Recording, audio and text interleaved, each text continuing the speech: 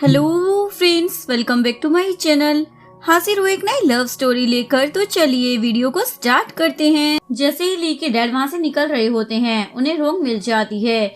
वो उसे साइड में ले जाते हैं और बोलते हैं, मुझे मालूम है मेरे दोनों बेटे तुम्हारे पीछे पागल हो रखे हैं। मैं नहीं चाहता तुम्हारी वजह से उन दोनों के बीच में हमेशा लड़ाई रहे। मैं चाहता हूँ वो दोनों साथ रहे, कम से कम मेरे लास्ट टाइम में। इसलिए तुम उन दोनों को क्लियर कर दो कि तुम किसे प्यार करती हो। रोंग बोलती है, मैंने शांग को पहले ही क्लियर कर दिया है कि मैं उसकी रिस्पेक्ट करती हूँ पर प्यार नहीं करती। मैं बस ली से ही प्यार करती हूँ। डैड बोलते हैं, अगर तुम ली से प्यार करती हो तो हमेशा उसी का साथ देना। तभी ली वहाँ पर आ जाता है और शांग को देखकर बोलता है, तुम यहाँ पर क्या कर रहे हो। वो बोलता है, मेरे डैड यहाँ पर आए हैं तो मुझे तो यहाँ पर आना ही था ना। रोंग को अपने डैड के साथ देखकर ली को बहुत ज्यादा गुस्सा आता है। डैड उसे बोलते हैं, मेरी इतनी हिम्मत तो है नहीं कि मैं तुम्हें कुछ ऑर्डर दे सकूं, क्योंकि मैंने अपने सारे हक खो दिए हैं। पर मैं चाहता हूँ कम से कम तुम मुझे अपनी मॉम से मिलने दो। वो बोलता है, मेरी मॉम और मैं हमेशा से आपके लिए कुछ नहीं थे ना। हमें अब आपकी जरूरत नहीं है, क्योंकि जब जरूरत थी तब तो आप हमारे काम ही नहीं आए। इसलिए अब ये फॉर्मेलिटी दिखाने की कोई जरूरत नहीं है। और उसे लंबा चौड़ा लेक्चर देने के बाद वहाँ से चला जाता है। ये सुनकर उसके डैड को तो हार्ट अटैक ही आ जाता है। रोंग ली को समझाती है, तुम्हें अपने डैड से मिलना चाहिए, उनकी तबीयत अचानक से बिगड़ गई है। लेकिन वो नहीं चाहता तो वो बोलती है, चलो मैं ही चली जाती हूँ। ली उसे पूछता है, उन्होंने तुमसे क्या बात की। वो बताती है, तुम्हारे डैड पूछ रहे थे कि मैं किससे प्यार करती हूँ, तो मैंने बता दिया कि मैं तुमसे करती हूँ। जैसे ही ली अपनी मोम के पास आता है, वो बोलती है, तुम्हें अपने डैड को अपना लीवर डोनेट करना चाहिए। चाहे जैसे भी हो, वो तुम्हारे डैड है जिन्होंने तुम्हें जन्म दिया है। जिसके बाद वो रात को अपने डैड को देखने के लिए जाता है और डिसाइड करता है कि वो अपने डैड को अपना लीवर डोनेट कर देगा।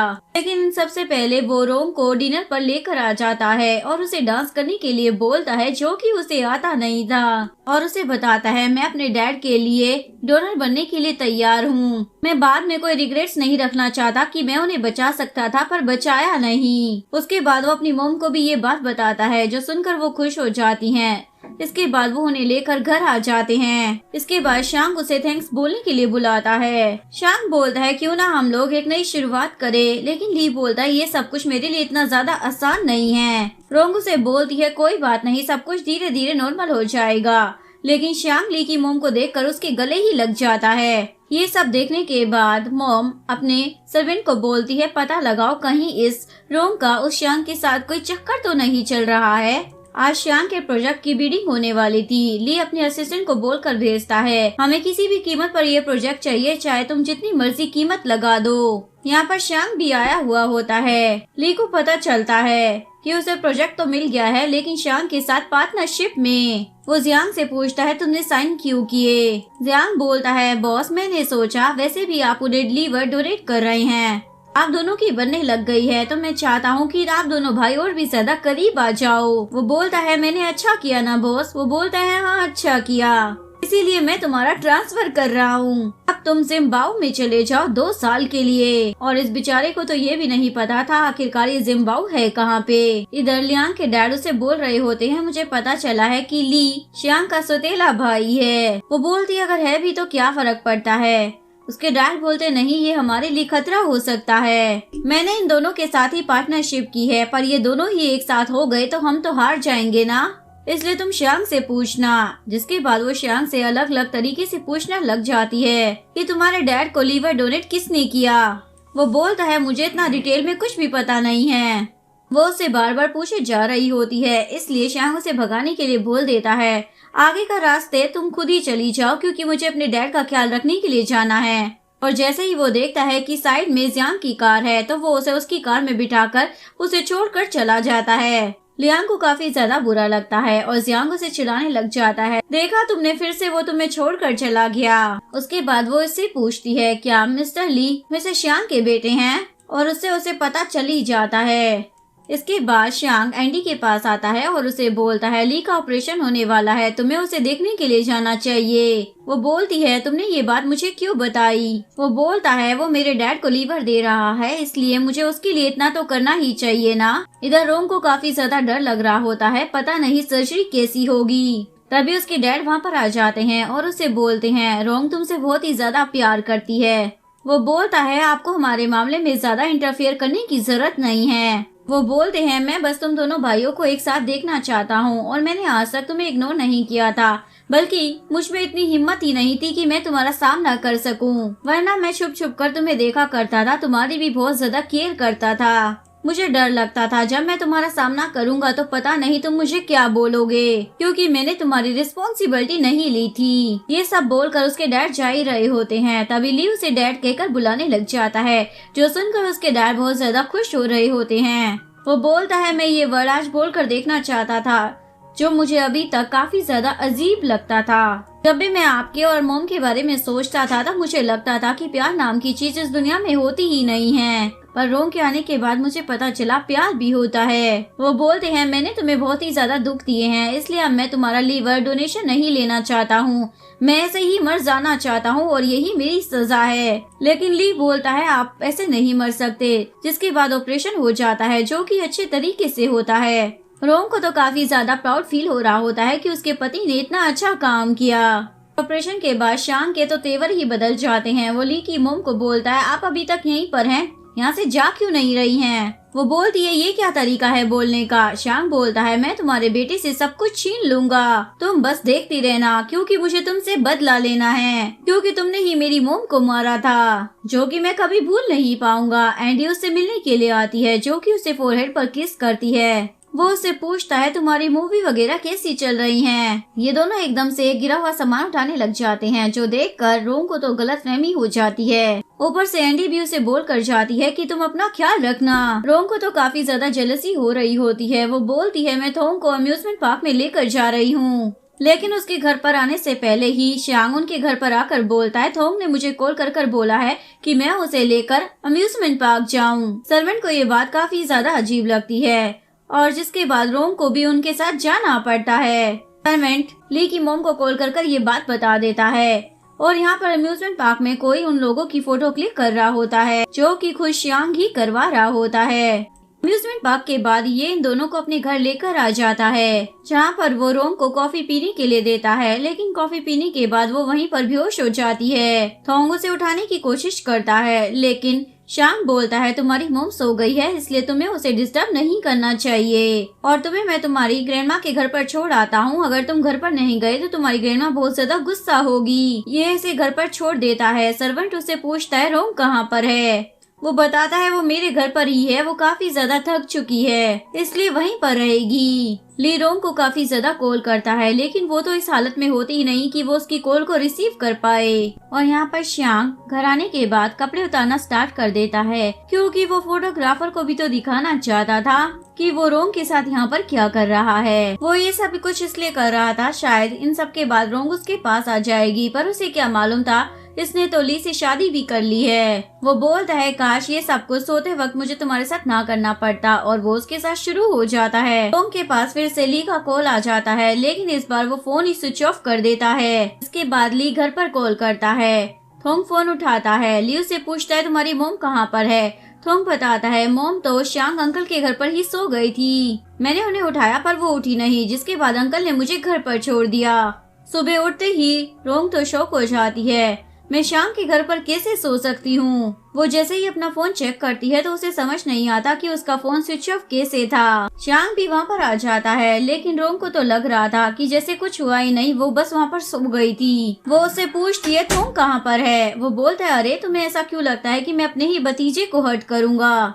मैं उसे घर पर छोड़ आया था। वो बोलती है ली की मोम कुछ बोल रही थी क्या? वो बोलता है ली की मोम तो वहाँ पर थी ही नहीं, वहाँ पर तो बस सर्वेंट ही था। तभी उसके पास ली का फोन आ जाता है और उसे झूठ बोल देती है, मैं मिली के घर पर थी रात को। ली उससे पूछता है तुम्हारा फोन स्विच ऑफ क्यों था? वो बोलती है मेरी फोन की बैटरी खत्म हो गई थी। लेकिन शांग जानबूझकर बोलता है रोंग खाना तैयार है। ली पूछता है ये किसकी आवाज थी? तो वो बताती है मेरे फ्रेंड के हस्बैंड की। उसके बाद वो शांग को भी बोलती है मैं और तुम रात को इसी घर में थे, ये बात तुम किसी को मत बताना। वो बोलता है अगर ली को तुम पर यकीन होगा तो उसे इन सब से कोई फर्क नहीं पड़ेगा, अगर यकीन ही नहीं है तो तुम दोनों के रिश्ते का क्या ही फायदा। इसके बाद वो उसे हॉस्पिटल में मिलने के लिए जाती है, जहाँ पर ली को आज छुट्टी मिल जाती है। ये तीनों कंपनी आज पार्टनरशिप के लिए साइन करने वाली थी।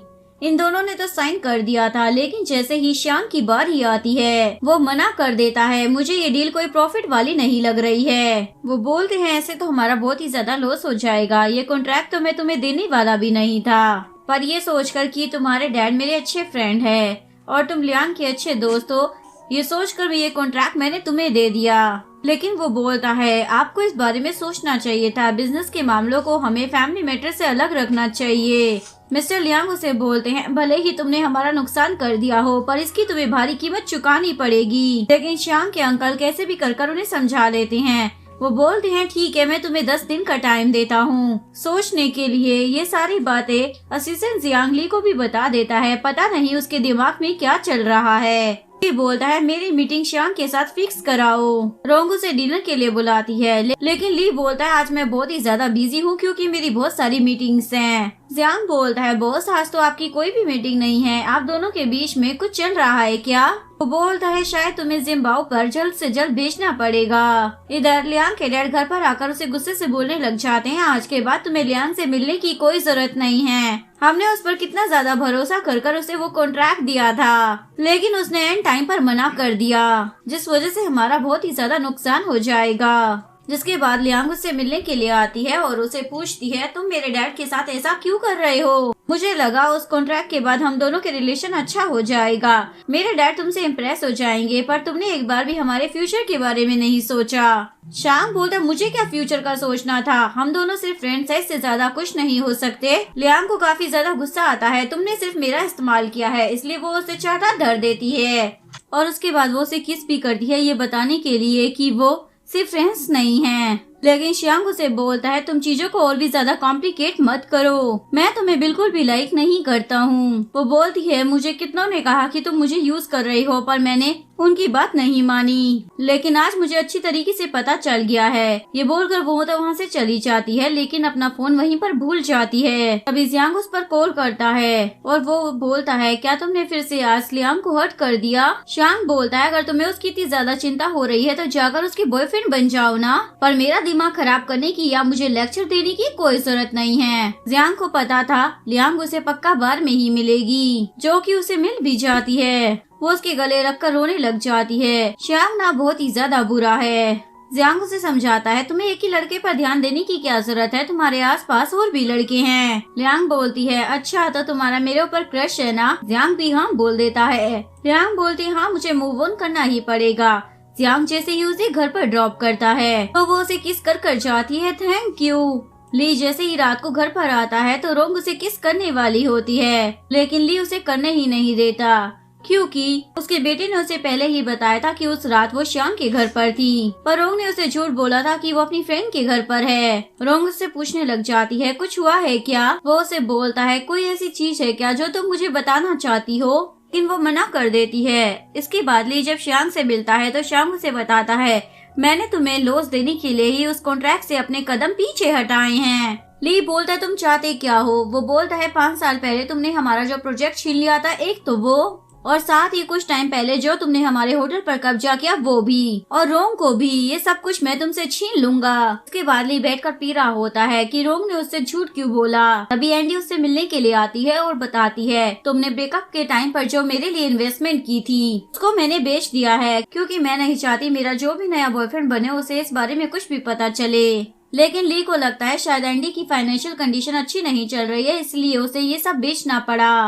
ली के डैड फिर से उसकी मोम से मिलने के लिए आते हैं, जहाँ पर ली की मोम रोंग को फिर से सुनाने लग जाती है तुम मेरा बेटे का पीछा कब छोड़ोगी? रोंग बोलती है मैं उससे प्यार करती हूँ। उसकी सासू मोम बोलती है मैं तुम्हारा असली चेहरा ली के सामने ला कर ही रहूंगी। ली काफी देर तक काम करता रहता है ताकि उसे रोंग के साथ बेड पर सोना ना पड़े। रोंग उसे बुलाने के लिए भी आती है, लेकिन वो जाता नहीं है और फिर सोचता है मुझे अपनी वाइफ पर ट्रस्ट करना चाहिए, आखिरकार वो मेरी वाइफ है, मुझसे प्यार करती है। रोंग को तो मालूम ही नहीं था आखिरकार ली उससे किस बात पर गुस्सा है। जैसे ही ली उसके पास आता है तो वो रोने लग जाती है पता नहीं तुम मुझे मेरी किस गलती की सजा दे रहे हो। ली का मूड तो ठीक हो चुका था, लेकिन तभी ये फोटोग्राफर उनके पास फोटोज भेज देता है। ये सारी फोटोज देखने के बाद मिसेस ली बोलती है जल्दी से सभी को फैमिली डिनर के लिए बुलाओ। उस रोंग की असलियत मैं सभी के सामने ला कर रहूंगी। रोंग जैसे ही वहाँ पर बैठती है तो उसकी सासू मोम बोलती है, ये जगह तुम्हारी नहीं, ली की होने वाली वाइफ की है, जो कि लियांग ही बनेगी। लियांग बोलती है, आंटी ऐसा कुछ भी नहीं है। रोंग बोलती है, आपने मेरी इंसल्ट करने के लिए मुझे यहाँ पर बुलाया है क्या? सासू मोम बोलती है, तुम नामासूम बनने की एक्टिंग बंद करो। एक तो तुम श्यांग के साथ हो, दूसरी तरफ मेरे बेटे के पीछे भी पड़ी हुई हो। वो बोलती है, मैं और श्यांग सिर्फ दोस्त हैं, जबकि लियांग ही उससे प्यार करती है। वो दोनों एकदम परफेक्ट कपल हैं। लेकिन सासू मोम बोलती है, बिना बात के किसी और का नाम श्यांग के साथ मत जोड़ो। तभी श्यांग भी आकर बोलता है, मैं लियांग से प्यार नहीं करता, तुमसे ही प्यार करता हूँ, और वैसे भी लियांग और ली का परफेक्ट मैच बनेगा। और उसके बाद वो ली को कांग्रेचुलेशन बोलने लग जाता है, तुम दोनों की शादी होने वाली है। ये सुनकर लियांग तो वहाँ से चली ही जाती है। श्यांग उसे बोलता है, मैं तुमसे बहुत ही ज्यादा प्यार करता हूँ, लेकिन ली तो अपनी वाइफ को वहाँ से ले जाने लगता है। श्यांग के रोकने पर वो उसे चाटा मार देता है। इन दोनों की फाइटिंग शुरू हो जाती है, जिसके बाद सासू मोम सभी पर चिल्लाती है और वो फोटोग्राफ सभी को दिखा देती है। रोंग ली को बोलती है, ऐसा कुछ भी नहीं हुआ है, लेकिन ली बोलता है, वो और क्या बाकी रह गया है? मैंने तुमसे पूछा भी था तुम कहाँ पर हो, पर तुमने मुझे झूठ बोला। तुम्हारा फोन भी उस दिन स्विच ऑफ था, और मैंने जब तुमसे पूछा कि क्या तुम मुझे कुछ बताना चाहती हो, तो तब भी तुमने मुझे नहीं बताया। मैंने इन सब के बावजूद भी तुम पर ट्रस्ट किया, पर तुमने मेरा भरोसा तोड़ दिया है। वो श्यांग से रिक्वेस्ट करने लग जाती है, प्लीज ली को बताओ ये सारी फोटोज झूठी हैं। श्यांग बोलता है, मैं उसे क्या ही बोलूं, इन फोटोज में हमारा चेहरा साफ दिख रहा है। और ली को बोलता है, तुम्हें हमारी प्राइवेसी में इंटरफेयर नहीं करना चाहिए। ली श्यांग से पूछता है, क्या तुम दोनों के बीच उस दिन कुछ हुआ था? वो बोलता है, जब फोटो में क्लियर हो रहा है तो मैं मना कैसे कर सकता हूँ। रोंग बोलती है, ऐसा कुछ भी नहीं है, लेकिन ली बोलता है, उसने मान तो लिया है। ये तो मुझे पता था कि तुम दोनों के बीच में कुछ है, लेकिन मैंने ये जाने दिया था। वो पहले की बात थी, पर अब तो हम दोनों की शादी हो गई थी ना। मैं तुम्हारा पति था, तुम ऐसा कैसे कर सकती थी? और वो उसके गले से शादी वाली रिंग को निकाल देता है। ये सुनकर कि इनकी शादी हो गई थी, उसकी मोम को भी अटैक आ जाता है, जिसे ये लेकर हॉस्पिटल में चले जाते हैं। और श्यांग भी काफी ज्यादा शौक में होता है। इनकी शादी हो गई थी जो कि उसने बर्बाद कर दी थी, और उसे अब रोंग के लिए भी बुरा लग रहा होता है। रोंग तो अपनी रिंग को पागलों की तरह ढूंढने लग जाती है। ली का तो रोंग के बारे में सोच कर बुरा हाल हो जाता है, जो कि असिस्टेंट श्यांग भी देख रहा होता है।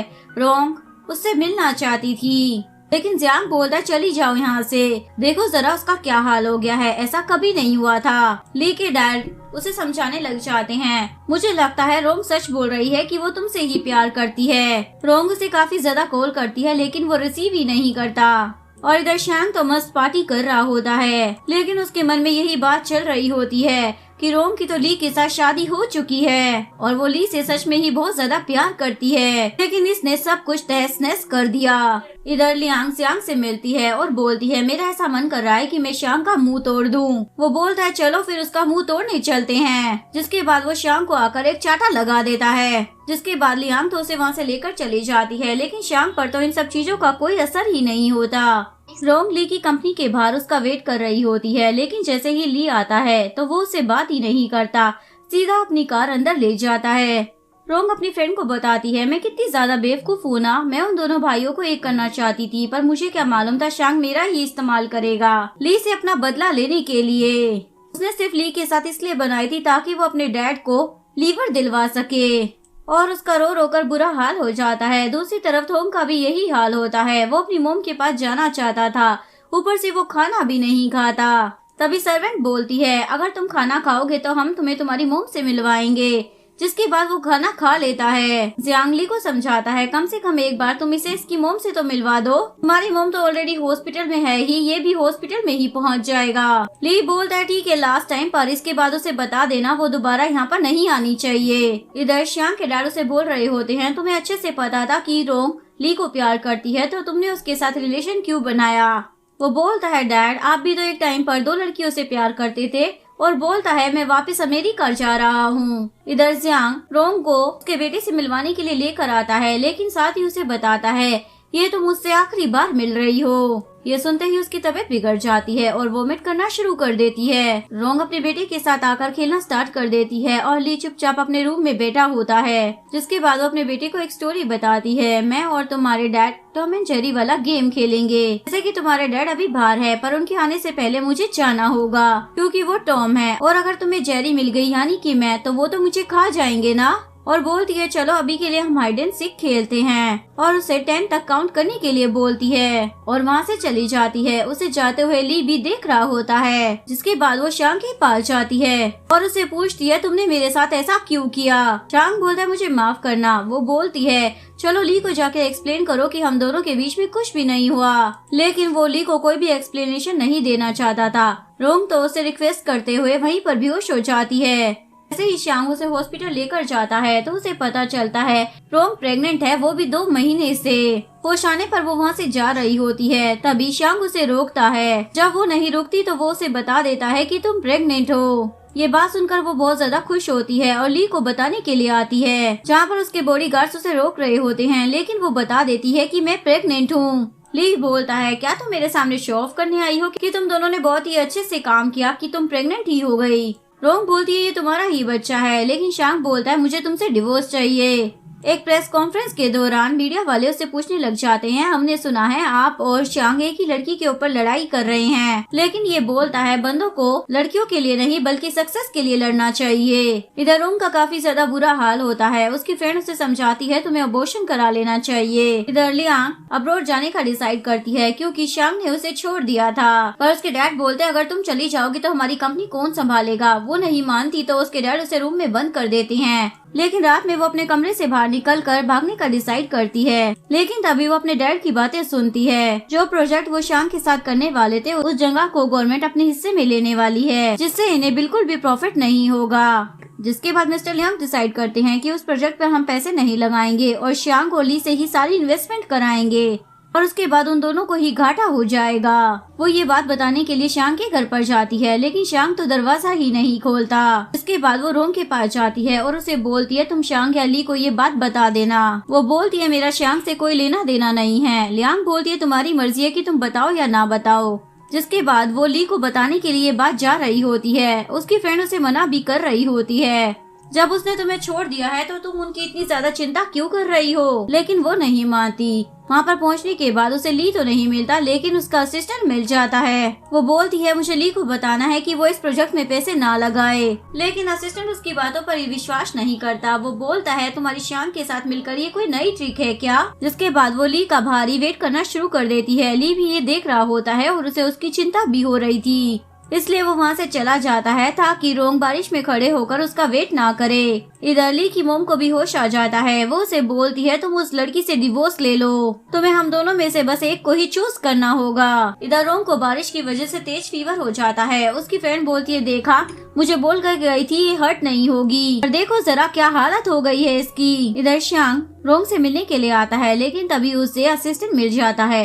वो बोलता है तुम ना पिटाई डिजर्व करते हो। एक्चुअली मिजियांग उसे यहाँ पर डिवोर्स के पेपर देने के लिए आया था। रोंग की फ्रेंड शांग पर बहुत ही ज्यादा गुस्सा करने लग जाती है, अब तुम यहाँ पर क्या करने आए हो, दफा हो जाओ। रोंग उसे रिक्वेस्ट करने लग जाती है प्लीज जाकर ली को बता दो कि हमने कुछ भी नहीं किया है, क्योंकि अब तो ली ने मुझे थोंग से भी मिलने से मना कर दिया है। इसके कहने के बाद वो ली के पास चला जाता है। वो उसे बताती है मेरे पेट में जो बच्चा है वो तुम्हारा है ना कि इसका, लेकिन ली उसकी बातों पर यकीन नहीं करता। तो क्या हो गया अगर वो मेरा बच्चा भी हो, तुम मेरी नजरों के सामने से दफा हो जाओ। शांग उसे मारने लग जाता है। रोंग को लगता है अब कुछ नहीं हो सकता, इसलिए वो उसकी कार से वहाँ से जाने लगती है। कहीं ये कुछ करना रहे, इसलिए शांग भी उसकी कार में बैठ जाता है और ली भी उसके पीछे अपनी कार लगा लेता है। रोंग काफी ज्यादा तेज स्पीड में कार चलाने लग जाती है। शांग उसे समझा रहा होता है तुम आराम से गाड़ी चलाओ, मैं उसे सब कुछ एक्सप्लेन कर दूंगा। लेकिन तभी उनका एक्सीडेंट हो जाता है, जिसमें रोंग को तो नहीं पर शांग को चोट लग जाती है। ली उसे हॉस्पिटल में लेकर आ जाता है और रोंग को बोलता है अब तो तुम खुश हो ना। वो बोलती है मैं तो तुम दोनों भाइयों के बीच में सुलह करना चाहती थी। इधर जियांग भी आ रहा होता है, जो पुलिस को बात करते हुए सुन लेता है कि ये कोई मामूली एक्सीडेंट नहीं था। कार के ड्राइवर ने जानबूझकर शांग को चोट लगाई है, क्योंकि उसने ब्रेक मारने की कोशिश बिल्कुल भी नहीं की। ये बात जियांग फटाफट से ली को आकर बता देता है ली, जिसके बाद वो रोंग को साइड में ले जाकर बोलता है कार मैं चला रहा था तुम नहीं, इसलिए तुम पुलिस को कुछ भी नहीं बोलोगी। और जियांग को भी वो बोल देता है पुलिस को इससे एक भी सवाल मत करने देना। और वो अपने आप ही पुलिस को बोल देता है कि मैं कार चला रहा था जिसमें श्यांग था। पुलिस उसे पकड़ कर ले जाती है और असिस्टेंट रोंग को कुछ भी बोलने नहीं देता। लेकिन श्यांग तो कोमा में ही चला गया था जो ली की गुनाही का सबूत दे पाता।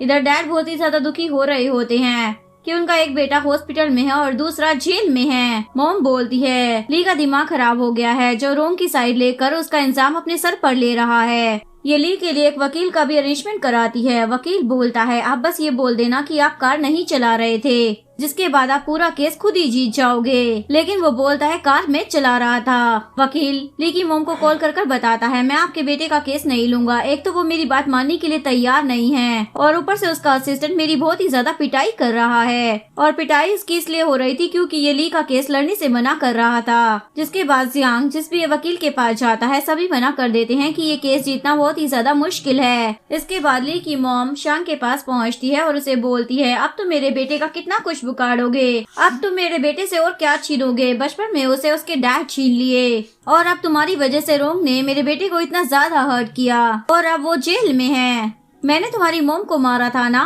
पर इसमें मेरे बेटे की क्या गलती है। मुझे माफ कर दो, तुम्हें जो भी बदला लेना है मुझसे लो, मेरे बेटे को छोड़ दो। तभी उसका सर्वेंट उसे वहाँ से पकड़ कर ले जाता है। दूसरी तरफ रोंग का भी बहुत ही ज्यादा बुरा हाल होता है क्योंकि वो खाना खा नहीं रही होती। उसके बाद वो भी श्यांग के पास आती है और बोलती है सॉरी मेरी वजह से तुम्हारे साथ ये सब हुआ। मैंने हमेशा से ही तुम्हें अपना बेस्ट फ्रेंड समझा था पर मुझे नहीं मालूम था तुम मेरा इस तरीके से इस्तेमाल करोगे। उस दिन जब वो फोटो सबके सामने आई तो तुम्हारा बिहेवियर एकदम से बदल गया था। तुम मुझे मेरे फ्रेंड नहीं लगे, लेकिन फिर भी मैं चाहती हूँ तुम जल्द से जल्द ठीक हो जाओ ताकि तुम ली के लिए गवाही दे सको। बस यही एक तुम्हारे पास अपॉर्चुनिटी है। तुमने मेरे साथ जो कुछ भी गलत किया उसे सुधार सकते हो। नेक्स्ट सीन में ली की सुनवाई हो रही होती है जहाँ पर उससे पूछा जाता है क्या तुम अपनी सफाई में कुछ बोलना चाहते हो। लेकिन वो बोलता है मैं ही कार चला रहा था और मेरी वजह से वो एक्सीडेंट हुआ। जज उसे सजा सुनाने ही वाला था, लेकिन तभी वहाँ पर श्यांग आ जाता है जो सभी को बताता है किसी ने मुझे मारने की कोशिश नहीं की, वो बस एक एक्सीडेंट था। जिसके बाद ली के ऊपर कोई केस नहीं होता। श्यांग उसे सब कुछ एक्सप्लेन करने के लिए आता है।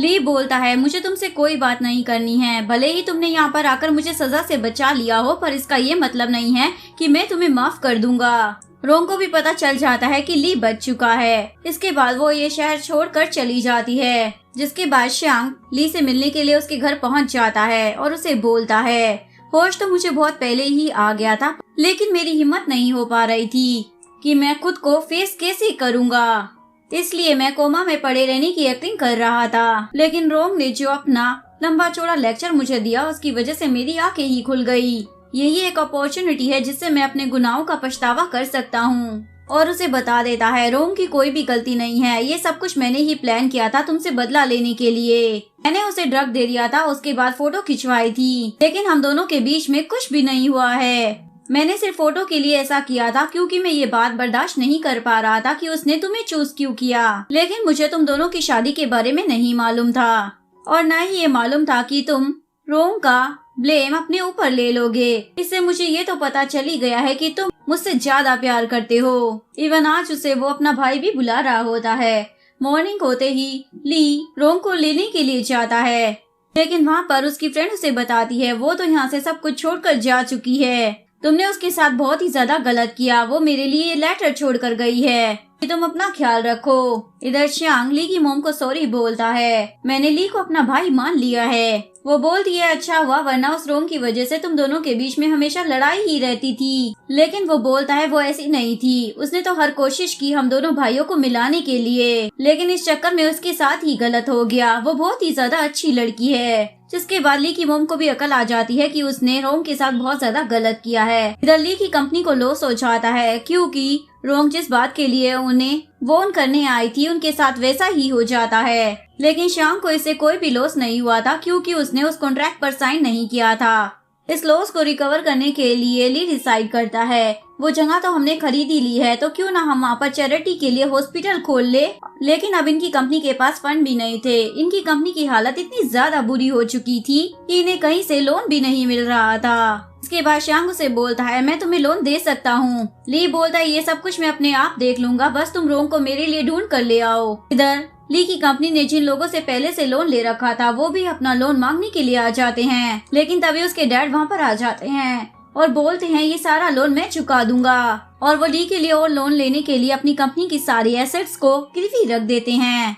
ली की सारी बिजनेस प्रॉब्लम सॉल्व हो जाती है। उसके बाद वो अपनी कंपनी को अपने डैड के नाम ही कर देता है। आज से कंपनी सिर्फ एक ही होगी जो कि श्यांग। इवन मैं अपना सरनेम भी चेंज कर रहा हूँ। रोंग की कोई भी खबर नहीं मिल रही थी, इसलिए ली एक वीडियो नेट पर डलवाता है जिसमें वो रोंग को सॉरी बोल रहा होता है और उसे अपने पास वापस आने को कहता है, लेकिन इससे भी उसकी बात नहीं बनती। तभी उसे मीटिंग के दौरान एक न्यूज़ मिलती है। पुलिस ऑफिसर उसे बताता है जैसी लड़की आप ढूंढ रहे हो वैसी ही हमें एक लाश मिली है जो कि प्रेग्नेंट थी। वैसे आप जाकर देख सकते हो पर उसका फेस बिल्कुल खराब हो चुका है, शायद आप पता भी नहीं लगा पाओगे।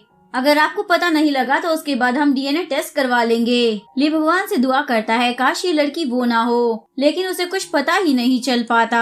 इसके बाद सभी लोग बहुत ज्यादा सैड हो जाते हैं क्योंकि उन्हें लग रहा था शायद रोंग मर चुकी है, लेकिन तभी डीएनए की रिपोर्ट आती है कि वो रोंग नहीं है। ये बहुत ज्यादा सैड हो रहा होता है। तभी एंडी उसे फोन कर बुलाती है उसी जगह पर जहाँ पर उनका ब्रेकअप हुआ था और उससे पूछती है अगर रोंग तुम्हें ना मिली तो तुम्हारा आगे क्या करने का इरादा है। ली बोलता है मैं अपनी सारी जिंदगी उसे ढूंढने में लगा दूंगा। एंडी बोलती है शायद तुम उससे बहुत ही ज्यादा प्यार करने लगे हो। मैंने सोचा था तुम ये प्यार मुझे करो, पर कोई बात नहीं। वो उसे एक फोटो दिखाती है जिसमें कि रोंग होती है और बताती है मुझे रोंग के बारे में पता लग गया है, वो एक स्कूल के बच्चों के साथ रहती है। मैं तुम्हें प्यार करती हूँ इसलिए तुम्हारी खुशी में ही मेरी खुशी है। ये उसे थैंक्स बोलता है और रोंग को ढूंढने के लिए उसी स्कूल में आ जाता है जहाँ पर टीचर उसे बताता है कि रोंग सभी बच्चों का ख्याल रखती है। इनके खुद के पेरेंट्स तो उन्हें देखने के लिए आते नहीं हैं। रोंग सभी बच्चों को बता रही होती है कि हमें अपनी विश एक पेपर पर लिखनी है। पीछे से ली बोलता है क्या मुझे भी एक कार्ड मिलेगा विश लिखने के लिए।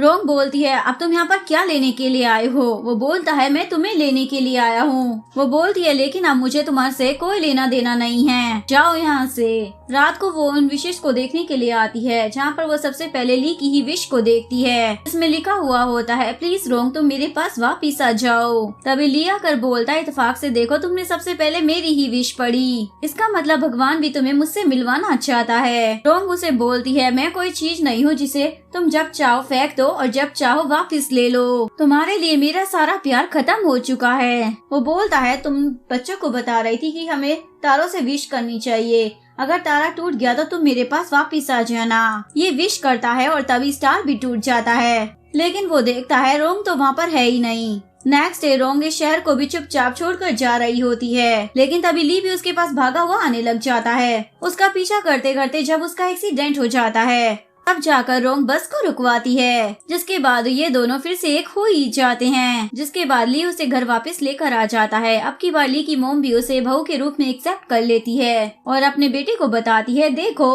मेरे पेट में तुम्हारी छोटी सी बहन है। शांग भी उसे बोलता है मुझे माफ कर दो, तुमने मुझे अपना सच्चा दोस्त माना पर मैंने तुम्हारे साथ गलत किया। वो बोलती है कोई बात नहीं, तुम हमेशा मेरे अच्छे दोस्त रहोगे। लेकिन तभी ये यहाँ पर बेहोश होकर गिर जाती है और डॉक्टर ली को बताते हैं कि रोंग के पेट में ट्यूमर है, अगर वो इस ट्यूमर को निकालते हैं तो शायद बेबी को बचा नहीं पाएंगे, लेकिन अगर ट्यूमर को नहीं निकाला तो बेबी के साथ शायद वो भी बढ़ता जाएगा। यानी कि ली को चॉइस दे दी जाती है या तो वो अपने बच्चे को बचा ले या फिर उसकी मोम को या फिर अपनी वाइफ को। लेकिन रोंग उसे बोलती है मैं इस बच्चे को बचाऊंगी क्योंकि ये हम दोनों की प्यार की निशानी है। ली इसे काफी ज्यादा समझाता है पर वो नहीं मानती, जिसके बाद ली डॉक्टर से कुछ दिनों का टाइम मांगता है। इसके बाद वो उसे समझाने के लिए बाहर लेकर आ जाता है। बच्चे से ज्यादा मेरे लिए तुम इम्पोर्टेंट हो, हमारे लिए हमारा एक बच्चा ही काफी है। लेकिन ये सुनते सुनते ही बेहोश हो जाती है क्योंकि इसकी डिलीवरी का टाइम आ गया था। नेक्स्ट सीन में दिखाया जाता है पूरी फैमिली काफी ज्यादा खुश हो रही होती है। शांग बोलता है ये छोटी सी बच्ची बिल्कुल रोंग जैसी लगती है। ली की मोम बोलती है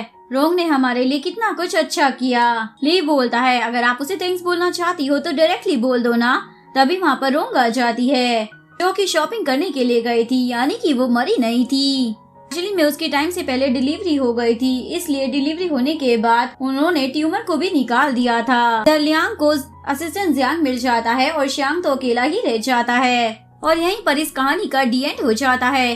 अगर आपको वीडियो अच्छी लगी हो तो प्लीज वीडियो को लाइक करें, चैनल को सब्सक्राइब करें, न्यू अपडेट्स के लिए बेल आइकन का बटन प्रेस करें। मिलते हैं नेक्स्ट वीडियो के साथ, तब तक के लिए सारांगे, बाय बाय।